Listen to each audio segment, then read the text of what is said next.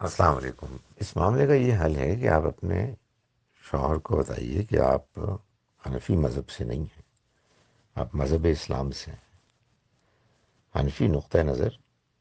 اسلام کی تعلیمات کو جاننے کا ایک انداز ہے۔ علماء میں سے بعض علماء نے ایک خاص انداز میں اسلام کو سمجھا اور کبھی یہ دعویٰ نہیں کیا کہ ہم نے جو سمجھا ہے وہ 100% صحیح ہے اور اس کے علاوہ جو کچھ بھی ہے وہ غلط ہے۔ انہوں نے اپنی بات کو سمجھ کر اس کے دلائل کے ساتھ بیان کیا۔ حقیقت واقعہ یہ ہے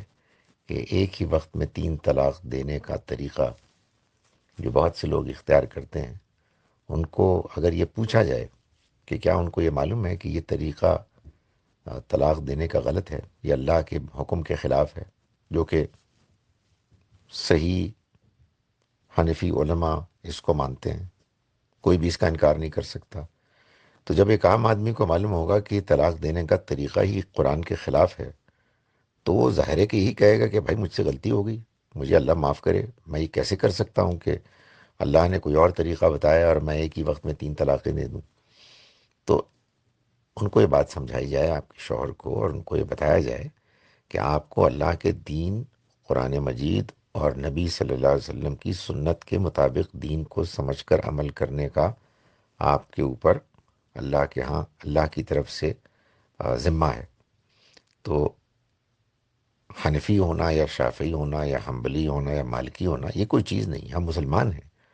اور مسلمان وہ ہوتا ہے کہ جو قرآن و سنت کی روشنی میں دین کو سمجھ کر اس پر عمل کرتا ہے۔ جب ہمارے کو بات سمجھ میں نہیں آتی تو ہم اپنے علماء کی طرف جاتے ہیں، لیکن یہ خاص معاملہ کہ ایک ہی وقت میں آپ نے 3 طلاقیں دے دیں، اگر آپ کو یہ بات جیسا کہ میں نے گزارش کی بتا دی جائے کہ یہ تو دین کے خلاف تھا، تو آپ اللہ سے معافی مانگیں گے اور آپ یہ کہیں گے کہ جی بھائی اس کو ایک ہی مان لیجئے، اور پھر اس کے بعد جو بھی دین ہمیں بتاتا ہے اس کے مطابق ہم فیصلہ کریں گے۔ اور دین یہ بتاتا ہے کہ عدت کے دوران آپ یعنی شوہر رجوع کر سکتے ہیں، عدت ختم ہو جائے تو نیا نکاح کر سکتے ہیں۔